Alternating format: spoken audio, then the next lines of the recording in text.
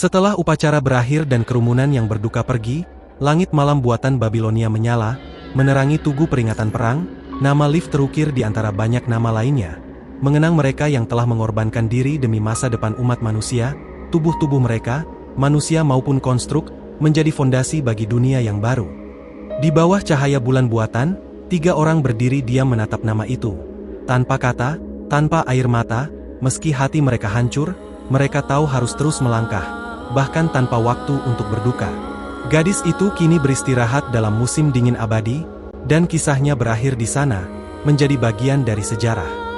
Liv menyadari dirinya kini hanyalah nama di monumen, simbol dari seseorang yang membangun masa depan dengan masa lalunya.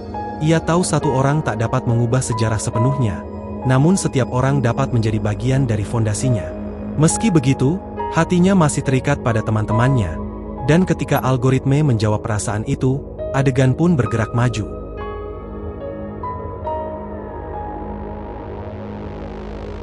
Beberapa hari kemudian, Lucia datang seorang diri ke tugu peringatan.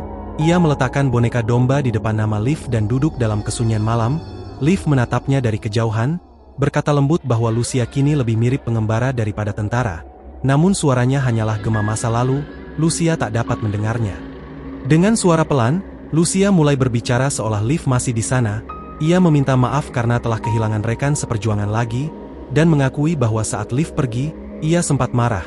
Bukan pada Liv, tapi pada dirinya sendiri dan mereka yang menyembunyikan kebenaran tentang Project Winter. Ia menyesali bahwa kebenaran baru terungkap setelah semuanya terlambat. Komandan memang sadar beberapa hari setelah Liv tiada. Tapi jika Liv menunggu lebih lama, banyak yang lain justru akan mati. Lee, Chrome, Chang Yu, Sophia, bahkan dirinya sendiri. Semua terluka parah, dan hanya Lucia yang mampu terus maju berkat pengorbanan mereka, termasuk Liv yang membantu mengalahkan si kembar. Lucia menatap nama Liv lama, berpikir andai ia bisa kembali ke masa lalu, apa yang bisa dilakukannya untuk menyelamatkannya. Namun tak ada jalan, kecuali menukar nyawa orang lain, sesuatu yang Liv sendiri takkan mau. Ia hampir menyebut nama Lee, namun suaranya terhenti.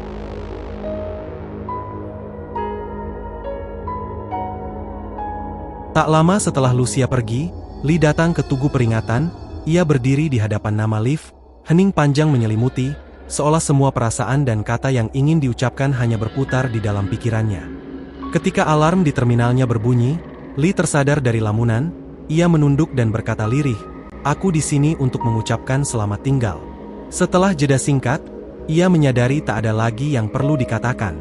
Dengan satu kata terakhir, "Selamat tinggal," Lee meninggalkan semua yang belum terucap, membiarkannya larut bersama cahaya buatan yang menyinari alun-alun.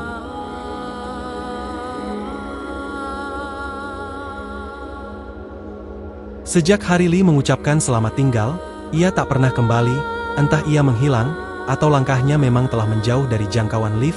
Waktu terus berlalu, setiap kali Komandan dan Lucia datang bersama, Liv hanya bisa menyaksikan dari kejauhan, melihat bagaimana waktu meninggalkan jejak pada tubuh Komandan. Musim berganti, dan kabar tentang badai salju di permukaan menjadi pertanda datangnya musim dingin yang keras. Tak lama kemudian, nama Komandan diukir di samping nama Liv di monumen peringatan, disusul nama Lucia beberapa waktu setelahnya. Tahun-tahun berlalu hingga akhirnya seorang gadis konstruk muda datang berziarah. Ia memperkenalkan diri sebagai Cosette, anak yang dulu diselamatkan Liv saat masih bayi. Cosette mengenang orang tuanya yang mempercayakan hidupnya pada Liv, percaya bahwa ia akan tumbuh menjadi seseorang yang luar biasa. Namun kini, dengan suara bergetar, ia mengaku kecewa pada dirinya sendiri, hanya menjadi konstruk pendukung tanpa pencapaian berarti.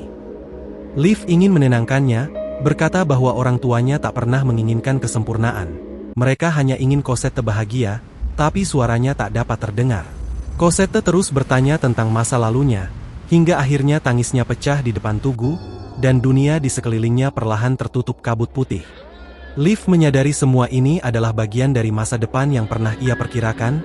Ia bertanya dalam hati, apakah ini masa depan yang kutunggu? Mungkin kematian memang lebih mudah daripada menanggung rasa sakit yang tak berakhir. Namun baginya, masa depan ini terasa dingin dan tanpa warna. Dalam keheningan itu, sebuah suara bergema lembut, "Jika kamu sudah tahu jawabannya, semoga kamu tidak menyesali keputusanmu."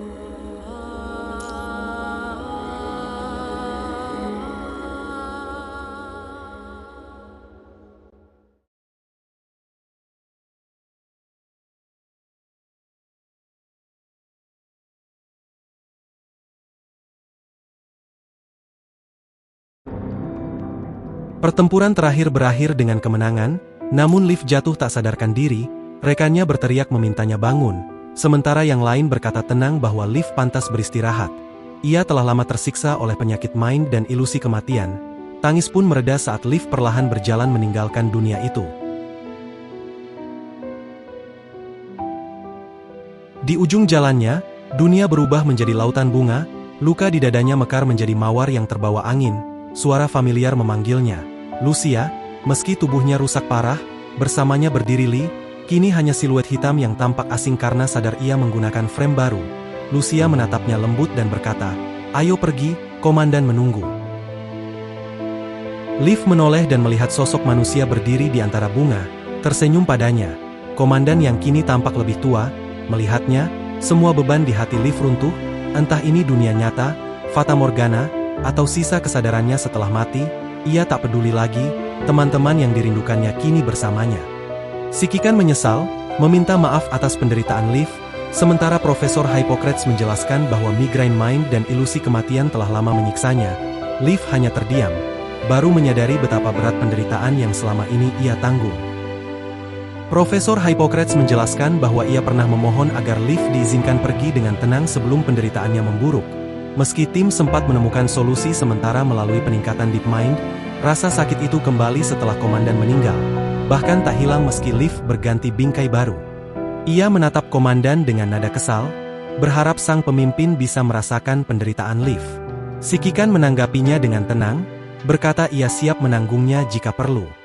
Hippocrates hanya mendengus, menyadari bahwa di tempat ini tak ada lagi rasa sakit. Ketika Liv bertanya, komandan mengangkat tangannya dan memunculkan bunga kertas yang berkilau. Ia berkata lembut, "Itu kenangan kita bersama." Saat Liv menyentuhnya, ingatan masa lalu mengalir deras kembali. Penuh rasa sakit dan bayangan merah dari fata morgana kematian, ia teringat saat menaruh bunga ratu malam di samping ranjang komandan. Sadar bahwa sang komandanlah yang akhirnya datang menjemput mereka. Si kembar mencapai gereja saat kapal pengangkut menembus awan gelap. Dia selamat dari pertempuran itu, dengan mengorbankan teman-teman dan komandannya terluka parah. Tapi itu hanya untuk bertahan hidup. Dalam keadaan setengah sadar setelah kembali ke Babilonia, Liv mendengar perdebatan antara Profesor Hippocrates dan komandan. Hippocrates bersikeras bahwa meski Liv dibiarkan hidup, migraine mind dan ilusi kematian akan terus menyiksa selamanya. Namun komandan menolak menyerah, ingin Liv sadar agar bisa memilih sendiri. Profesor menolak, bilang Liv terlalu patuh dan akan selalu mengorbankan diri jika diminta. Dengan marah, ia menantang komandan untuk merasakan sendiri penderitaan mind agar mengerti rasa sakit itu. Komandan menerima tanpa ragu, dan Hippocrates akhirnya menyetujui, membiarkan penderitaan itu dibagi di antara mereka. Setelah itu, Liv tenggelam dalam mimpi panjang dan indah, menemukan kembali dirinya dan tujuan yang ia cari, namun mimpi itu berakhir dengan rasa sakit yang menyadarkannya. Dan sejak saat itu, Liv menjadi bagian dari Grey Raven. Meski kembali ke bingkai Eclipse, Liv masih dibayangi migraine mind dan ilusi kematian, membuatnya sulit bertarung seperti dulu. Dengan kemajuan teknologi Deep Mind, ia rela menjalani rehabilitasi panjang untuk menyesuaikan diri. Dipisahkan kaca pelatihan, Liv dan komandan yang juga dalam pemulihan saling bertukar senyum lelah. Sementara itu, Lucia dan Lee hanya bisa mengamati, menyadari bahwa tak ada waktu istirahat, karena selalu ada pertempuran dan masalah baru menanti. Tahun-tahun berlalu, Cosette tumbuh dewasa dan memahami harapan ibunya setelah berbicara dengan Liv. Ia menjadi konstruk pendukung yang hebat, berdedikasi menyelamatkan yang terluka. Bersama Grey Raven, mereka menemukan teman baru, kehilangan yang lama, dan terus menghadapi tantangan demi tantangan. Seperti kata Lee, selalu ada pertempuran berikutnya. Meski Gestalt memperkirakan peluang keajaiban hanya 0,031%, harapan itu tak terwujud, dan umat manusia pun kembali menghadapi bencana baru. Sikikan bilang bahwa dunia selalu bergulir seperti ini. Setiap bencana digantikan yang baru, seperti matahari dan bulan silih berganti. Punishing virus hanyalah salah satu dari banyak ujian yang muncul. Meski begitu, perjuangan mereka tetap bermakna. Setiap jeda dari hari ke musim hingga tahun membawa kemajuan, dan yang terpenting, mereka saling mendampingi, membuat perjalanan itu lebih ringan dan berarti.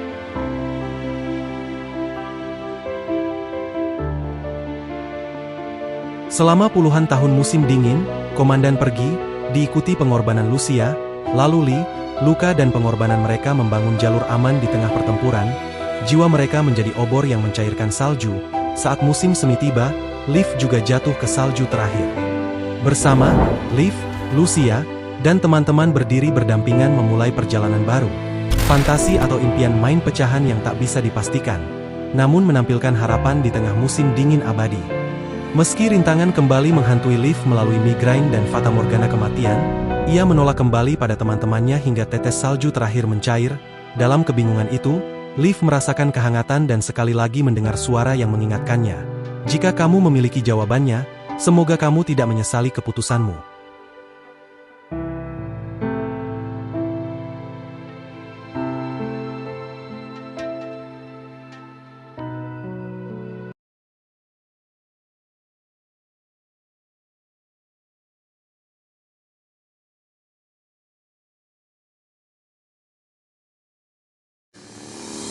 Lucia akhirnya sembuh dari infeksinya dan menyadari rencana Liv.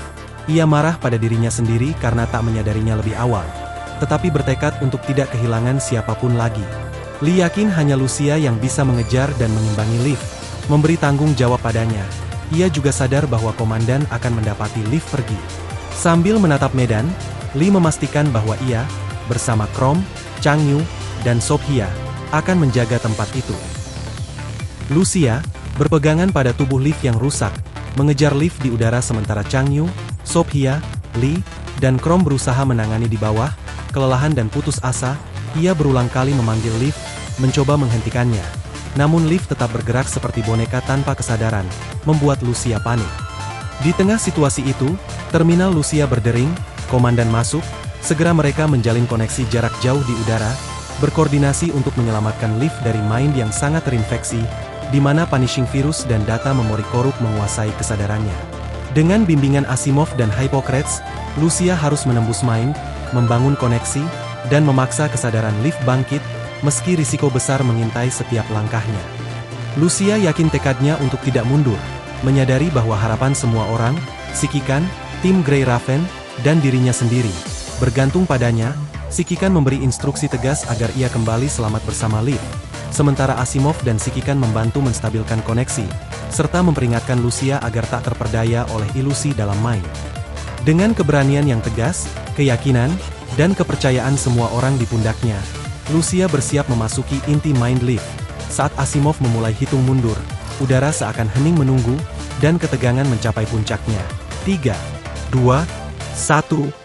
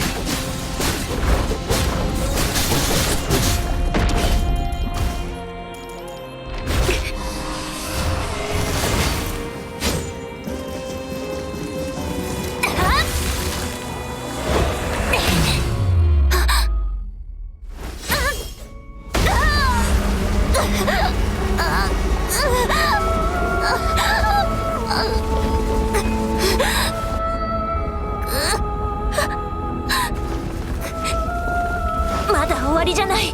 約束したから4人一緒に。私たちはずっと一緒。約束です。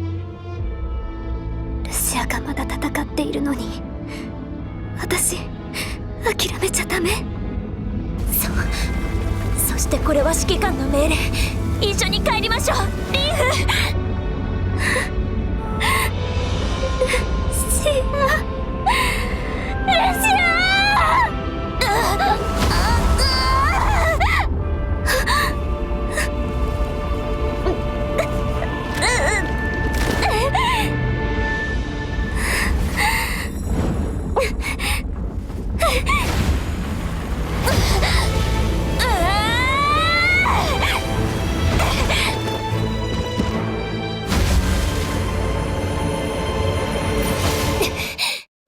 星々はあなた方たち深淵へと導くでしょう。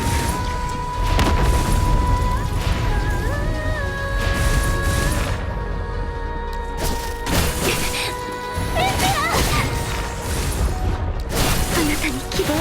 リーフを返せ。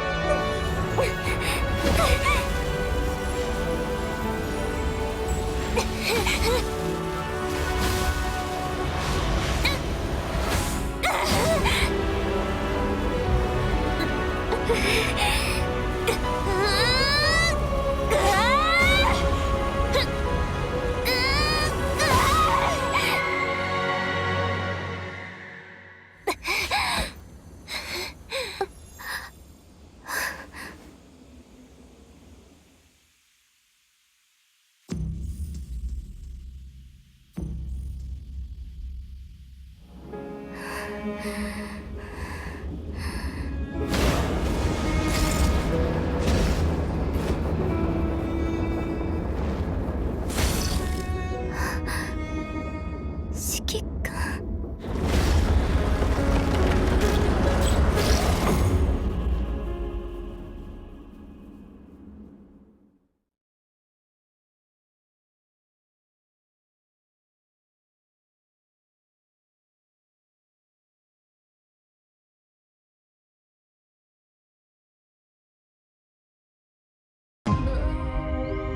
Dengan peretasan Lucia, Sikikan berhasil membelot Polifak di dalam Mind Leaf dan membangun koneksi jarak jauh.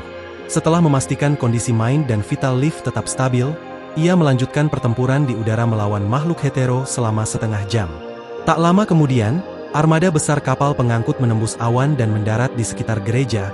Meski masih ada korban dan kerusakan, keberhasilan ini merupakan kemajuan besar. Biasanya semakin dekat ke permukaan, risiko diserang Punishing Virus akan meningkat. Namun kali ini, perhatian para makhluk hetero sepenuhnya tertuju pada pasukan konstruk yang telah dimurnikan. Lebih dari separuh dari mereka telah lenyap, sisanya terus terdesak, tapi di puncak menara jam, muncul dua sosok yang membuat semua orang gentar. Si kembar, yang tampak bertarung melawan seseorang, kemungkinan Leaf dan timnya. Mengetahui hal itu, Sikikan segera bergegas menuju lokasi pertempuran, meski gerak tubuhnya kini jauh lebih berat. Di tengah perjalanan, teringat perkataan Hippocrates tentang Ratu Malam. Sosok yang melambangkan keabadian dalam momen singkat, menggambarkan Leaf yang telah menerima takdir dan mengabadikan kenangan yang ia miliki. Sementara itu, Asimov memberi peringatan keras.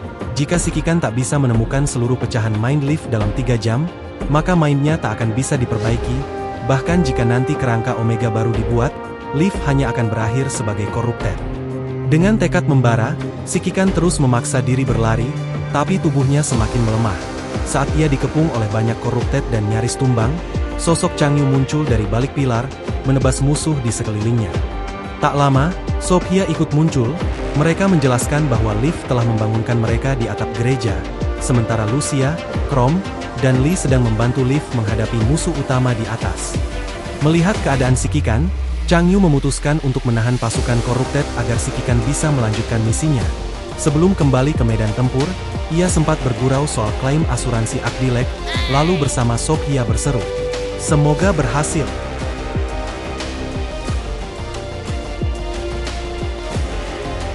Di puncak menara jam, 3 konstruksi, Lucia, Lee, dan Chrome, bertarung sengit melawan si kembar untuk melindungi lift yang tidak bergerak. Lucia memperingatkan Lee untuk menghindar tepat sebelum tanah di bawahnya hancur akibat serangan si kembar laki-laki. Chrome segera membalas dengan peluru es.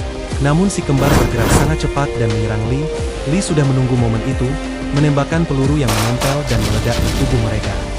Belum sempat bernapas lega, si kembar perempuan menembakkan 4 anak panah dari busur virus. Chrome membangun dinding es untuk menahan serangan. Sementara Lucia melompat ke udara, melepaskan bunga halcinik yang membekukan musuh. Chrome memanfaatkan kesempatan itu untuk memperluas Frost Spirit dan menyerang habis-habisan. Ketiganya bekerja sama, melancarkan serangan terakhir dan berhasil menjatuhkan si kembar. Namun si kembar segera pulih dengan menyerap Punishing Virus di udara. Mereka masih kuat, bahkan sudah mempelajari pola serangan Lucia dan timnya. Lucia sadar lift satu-satunya yang bisa mengalahkan mereka, tapi kondisinya terlalu berisiko. Ketiganya kembali membentuk formasi. Lee memprediksi pergerakan musuh dengan tepat, menembak ke arah yang sudah dihitung sebelumnya. Sementara Lucia dan Chrome menyerang dari sisi yang sesuai dengan prediksi Lee. Mereka berhasil menekan si kembar laki-laki, tapi si kembar perempuan menyerang balik dengan busurnya. Chrome kembali menahan dengan dinding es. Lucia lalu memimpin serangan gabungan terakhir.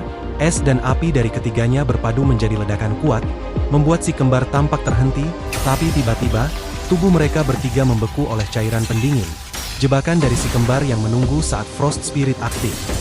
Saat si kembar melompat dan bersiap menghabisi mereka, suara lift terdengar lantang dari belakang.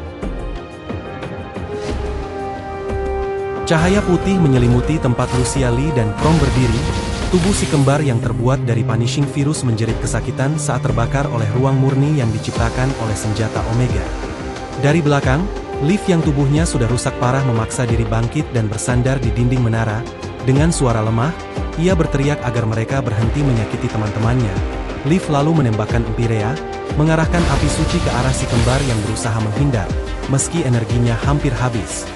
Sebelum tembakan terakhir dilepaskan, Lucia, Lee, dan Chrome berhasil bergerak kembali dan menjebak si kembar dengan tubuh mereka sendiri. Cahaya putih menyilaukan meledak, membakar si kembar hingga menjerit kesakitan. Di tengah cahaya itu, sosok perempuan bersayap muncul, menyeret si kembar yang tak sadarkan diri dan terbang menjauh ke langit. Melihat hal itu, Liv bertekad tidak akan membiarkannya pergi. Dengan sayap burung pipit gading yang mulai terbentang, Liv terbang ke udara dan berteriak bahwa ia akan membakar segalanya agar bumi bisa bangkit kembali dari abu virus Punishing. Seketika, cahaya besar meledak dari tubuhnya, menerangi seluruh langit seperti matahari yang meledak di tempatnya.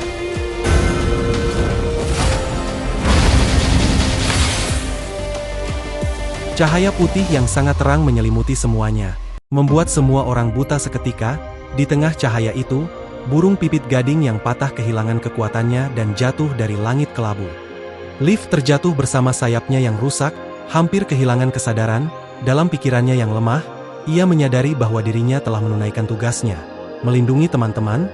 Meskipun mungkin ini adalah akhir hidupnya, Liv merasa tidak menyesal dan menutup mata, bersiap menghadapi kematian. Namun sebelum tubuhnya menyentuh tanah, seseorang menangkapnya dengan lembut.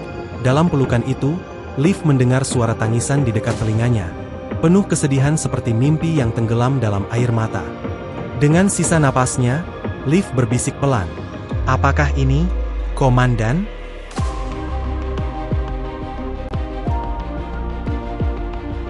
Lucia berlari menghampiri sambil berteriak, memanggil Komandan dan Liv. Tanda vital Liv menurun cepat. Sementara tingkat infeksinya meningkat drastis, si Kikan bisa merasakan panas Punishing Virus menembus pakaian pelindungnya saat menyentuh kulit buatan Liv. Dengan cemas, si Kikan memutuskan untuk segera membuat koneksi Deep Mind, satu-satunya cara untuk menstabilkan kondisi Liv. Lucia menandai pesawat transportasi terdekat dan meminta Komandan tetap di tempat. Sementara Chrome dan Lee bergegas membantu menyiapkan evakuasi. Setelah mereka pergi, si Kikan mengeluarkan perangkat yang diberikan oleh Asimov dan Hippocrates. Alat yang mampu menghubungkan dua kesadaran dalam satu jaringan mind meskipun jangkauannya terbatas. Alat itu cukup untuk menyatukan pecahan kesadaran Liv. Ia memanggil Liv berulang kali, menggoyangkan bahunya dengan lembut. Awalnya tak ada respons. namun akhirnya Liv menyerang pelan saat koneksi berhasil. Dalam pelukan sikikan, Liv meringkuk menahan rasa sakit dari migraine mind. Dengan suara lemah, Liv bertanya apakah ini mimpi. Sikikan menjawab bahwa ia benar-benar ada di sana. Liv tersenyum tipis dan berkata bahwa permintaan terakhirnya telah terkabul. Bisa bertemu komandan untuk terakhir kalinya. Sikikan menolak kata-katanya, berjanji akan membawanya pulang, namun Liv menunjuk ke lehernya, memperlihatkan kerah pelepasan EMP yang sedang menghitung mundur. Dengan tenang, Liv berkata bahwa sudah terlambat. Sikikan mencoba menjinakkannya, menghubungkan kunci pelucutan senjata ke kerah itu, tapi sebelum ia sempat menekan tombol, kenangan tiba-tiba muncul di benaknya, memori terakhir antara dirinya dan Liv. Hippocrates memperingatkan Sikikan agar mempertimbangkan kembali keputusan untuk menyelamatkan Liv. Ia menjelaskan bahwa dampak setelahnya bisa lebih buruk dari kematian. Bertahan hidup mungkin menjadi siksaan yang tak berujung baginya, namun hanya Liv yang berhak menentukan pilihannya sendiri. Sebelum menonaktifkan perangkat di leher Liv, Sikikan menatapnya dan bertanya, "Jika kamu tahu masa depan penuh dengan penderitaan dan perjuangan, apakah kamu masih akan melangkah ke sana?" Tanpa ragu, Liv menjawab iya. Ia tahu betapa menyakitkannya hidup, tapi juga tahu bahwa Sikikan tak pernah menyesal menjalani perjuangannya. Lalu giliran Liv bertanya, "Kalau kamu tahu tidak akan hidup untuk melihat dunia dipulihkan, dan sisa hidupmu akan penuh perjuangan, apakah kamu tetap akan berjalan ke masa depan itu?" Sikikan menjawab tegas bahwa ia akan tetap maju, karena hanya dengan terus berjuang seseorang memiliki kesempatan untuk mencapai masa depan. Mendengar itu Liv tersenyum lembut, mengatakan bahwa semua orang, Lucia, Lee, Chrome, dan bahkan mereka yang terjebak dalam kegelapan abadi, telah membuat pilihan mereka sendiri, meski harus mengorbankan nyawa, tidak satupun dari mereka menyesalinya, begitu pula dirinya. Bahkan jika diberi kesempatan kedua, Liv tetap akan memilih jalan yang sama, untuk bisa mengenal dan berjuang bersama mereka. Dengan suara lembut Liv mengungkapkan alasannya. Karena ia mencintai kehidupan itu sendiri, mencintai Grey Raven, dan bersedia mati demi orang-orang yang ia sayangi, ia ingin tetap berjalan bersama mereka menuju masa depan, meski penuh rasa sakit, tanpa penyesalan. Sikikan menatapnya dengan mata bergetar, lalu berjanji, "Aku tidak akan menyerah. Aku akan membawamu kembali." Liv tersenyum, percaya penuh padanya. Ia tahu komandan tidak pernah berbohong. Kerah di leher Liv akhirnya terbuka. Dalam pelukan Sikikan, Liv perlahan terlelap. Sebuah kapal pengangkut tiba di atas gereja, dan teman-teman Sikikan bergegas keluar. Lucia menyerahkan Liv kepada Sikikan dan bilang bahwa kapal pengangkut lain sudah menunggu. Sikikan menyetujui dan mereka bersiap untuk pergi.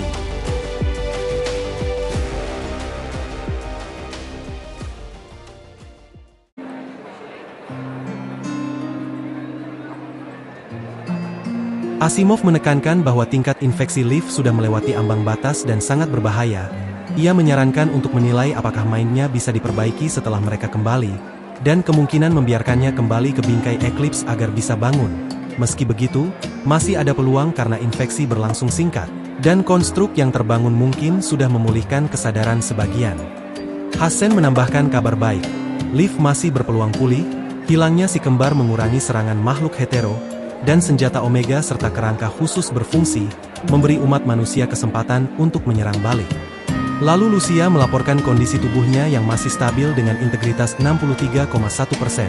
Lee dan Chrome bebas infeksi meski frame mereka belum sepenuhnya pulih. Hassen menekankan kompensasi akan diberikan atas penyelamatan yang tertunda, dan semua sepakat untuk pulang.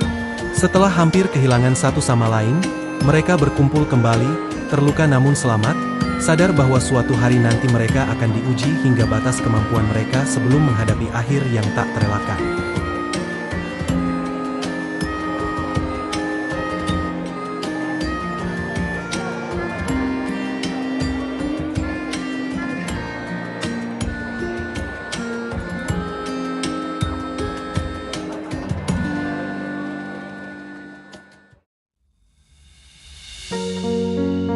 Namun, tolong jangan sedih dengan singkatnya hidup. Kita mengambil anugerah kehidupan dari negeri itu, dan kesanalah anugerah itu harus dikembalikan. Kenangan, oleh karena itu, harus kamu menangkap semua momen itu, lalu mengukirnya dalam keabadian. Sama seperti Ratu Kertas Malam itu, sekuntum bunga dihubungkan oleh 7 kuncup. Mereka membawa kenangannya dalam kehidupan yang singkat ini, beserta 7 duka citanya. Yang pertama adalah luka-luka suka dan duka, yang dipenuhi oleh lagu-lagu. Yang kedua adalah kebebasan, meninggalkan pencarian langit. Yang ketiga adalah memberikan segala yang dimilikinya kepada orang lain, ibu yang tidak mementingkan diri sendiri. Yang keempat adalah kapal, perjalanan tanpa akhir dan reuni singkat. Yang kelima adalah selamat tinggal, kembalinya hujan yang dibawa angin. Yang keenam adalah kematian, dipeluk bumi, kenangan berharga. Yang ketujuh adalah cinta, yang dinyalakan untuk harapan dirimu sendiri. Malam masih panjang, siang masih jauh. Untuk menaklukkan kegelapan, dia telah menyalakan dirinya sendiri, menawarkan hidupnya kepada orang lain. Sekalipun pilihan itu akan memakan kita sebelum fajar tiba, kita tidak akan merasa menyesal. Jika ada orang-orang yang datang di masa depan yang kita rindukan, nyawa yang telah hilang dan air mata yang kita tumpahkan akan berubah menjadi senyuman. Mereka akan menjadi berkah. Sebuah perpisahan. Semua ini hanya karena dia mencintai kehidupan yang berkelap-kelip dalam kegelapan.